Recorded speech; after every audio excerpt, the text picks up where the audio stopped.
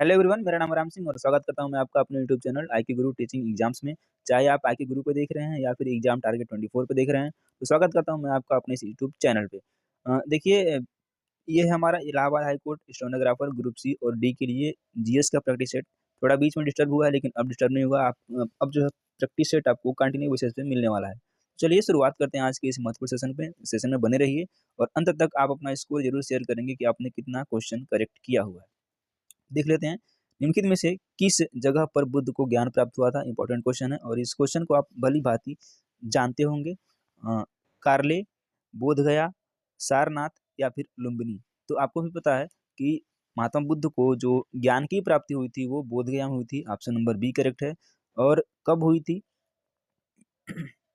तो बौद्ध धर्म के प्रवर्तक गौतम बुद्ध का जन्म कहाँ पे हुआ था? कपिल वस्तु के समीप लुम्बिनी में हुआ था। कब हुआ था? 563 ईसा पूर्व में हुआ था।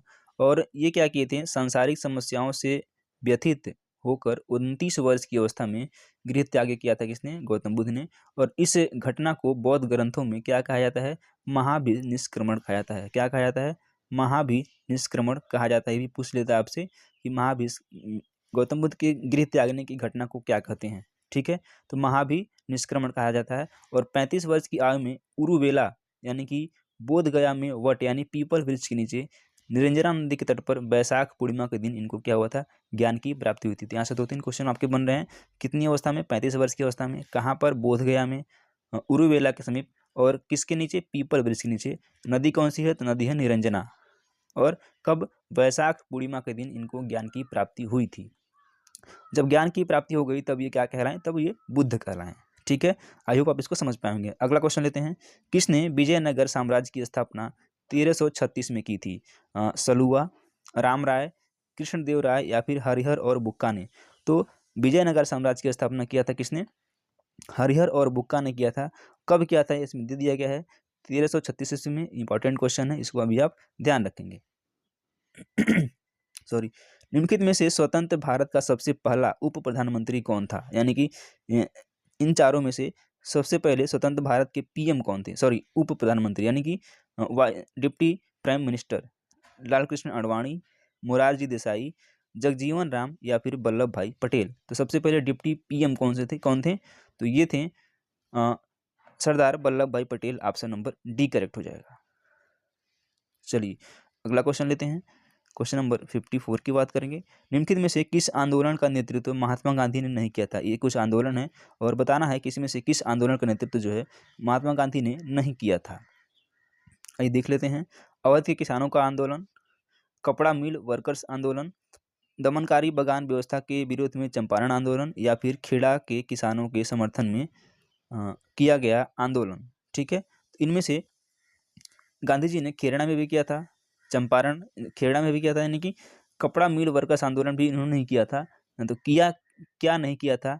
ये अवध के किसानों का जो आंदोलन है उसमें गांधी जी ने नेतृत्व नहीं किया था। ऑप्शन नंबर ए करेक्ट है। और जो कपड़ा मिल वर्कर्स आंदोलन है ये कब हुआ था? ये हुआ था 1918 में। इसको भी कभी कभी आता है कि आपको मैच करने के लिए कपड़ा मिल, इसी को बोला जाता है कपड़ा मिल वर्कर्स आंदोलन 1918। और चंपारण आपको पता ही है, चंपारण 1917 में हुआ था।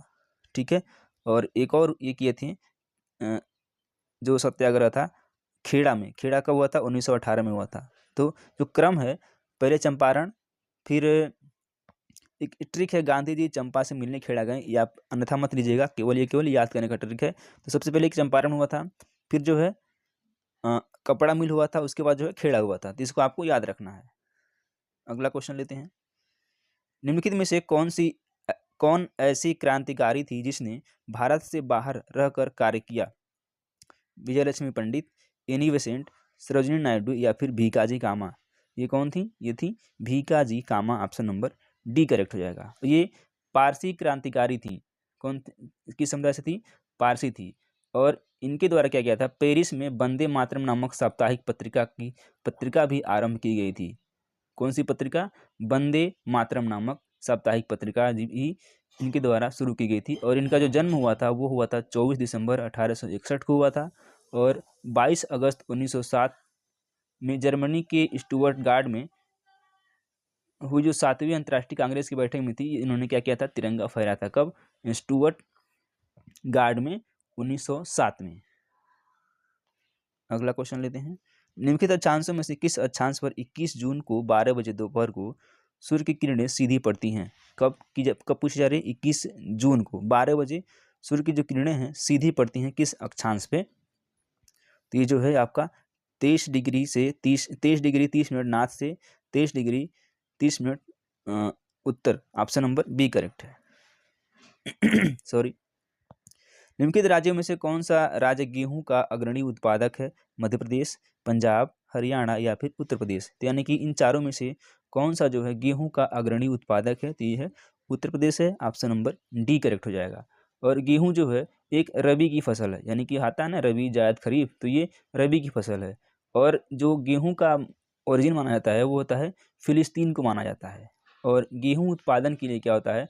100 सेंटीमीटर से कम वर्षा, कब कितना 100 सेंटीमीटर से कम वर्षा, इससे कम ही चाहिए।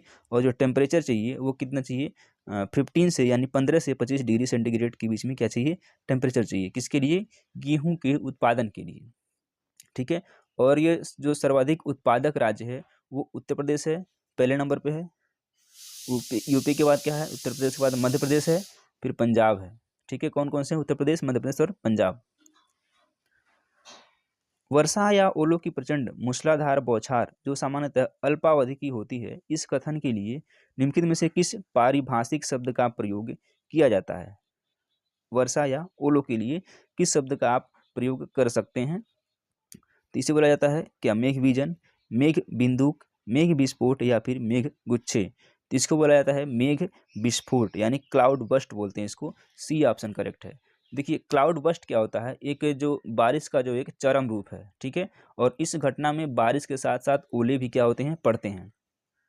ठीक। बारिश के साथ ओले भी पड़ते हैं। ठीक है। और सामान्यतः होता क्या है कि जो बादल फटते हैं तो बादल के फटने के कारण सिर्फ कुछ मिनट तक क्या होती है? मूसलाधार बारिश होती है, कुछ मिनट। लेकिन ये बारिश इतनी ज़्यादा होती है, इतनी ज़्यादा पानी बरसता है कि क्षेत्र में बाढ़ भी आ जाती है। ठीक है।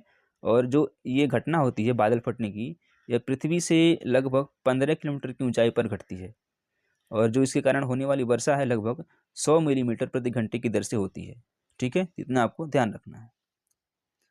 उष्णकटिबंधीय घास भूमियों में कौन से अन्य नाम से भी जाना जाता है? यानी कि जो उष्णकटिबंधीय घास की भूमियां हैं इसको किस और नाम से जाना जाता है? वेल्ड्स, सवाना, प्रेरी या फिर स्टेपी। कौन सी है?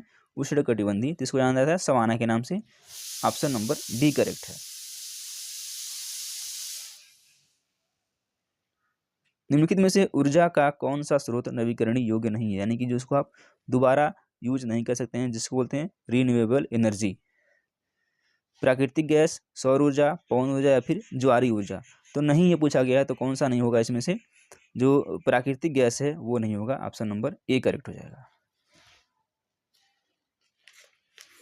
चलिए अगले क्वेश्चन पे आते हैं। भारत के 41वें मुख्य न्यायाधीश कौन बने हैं? राजेंद्र मल लोढ़ा, एस कपाड़िया, मार्कंडे काटजू या फिर अल्तमस कबीर। 41 की बात की जा रही है, तो ये जो है ये बने थे राजेंद्र मल Lodha. Option number A correct है।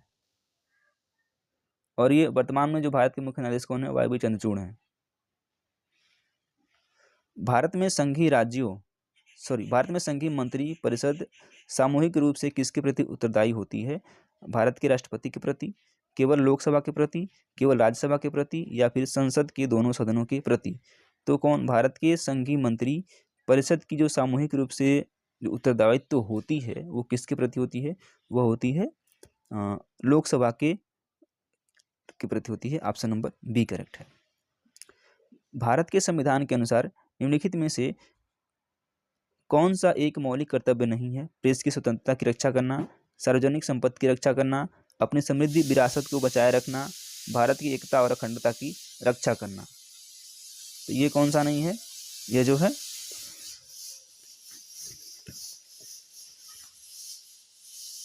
जो है प्रेस की स्वतंत्रता की रक्षा करना जो नहीं है। ऑप्शन नंबर ए करेक्ट है।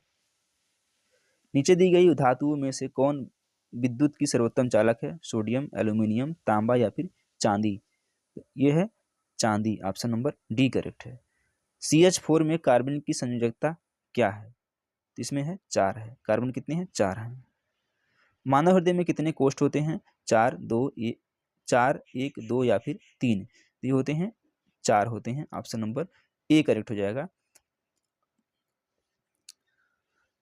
खादी ग्राम उद्योग द्वारा वाराणसी में शुभारंभ की गई योजना स्पिन का पूर्ण रूप क्या है? SPIN, spin. स्पिन गेंदबाजी नहीं है ये। तो जो इसका पूर्ण रूप है यानी कि फुल फॉर्म है वो हो जाएगा आपका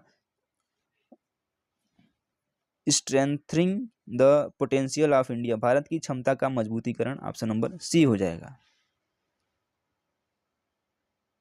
गोल क्रांति का संबंध किससे है? शहद उत्पादन से, आलू, तेल या फिर बीज से? तो गोल क्रांति संबंधित है किससे? आलू उत्पादन से। ऑप्शन नंबर बी करेक्ट है। पेंटियम का संबंध कंप्यूटर के किस भाग से है? तो पेंटियम का जो संबंध है वो कंप्यूटर के माइक्रो प्रोसेसर से है। ऑप्शन नंबर सी करेक्ट है। यूपीएस का पूर्ण रूप क्या है, यानी यूपीएस का फुल फॉर्म क्या हो जाएगा? तो ये हो जाएगा आपका uninterruptible power supply. Option number D correct हो जाएगा। चलिए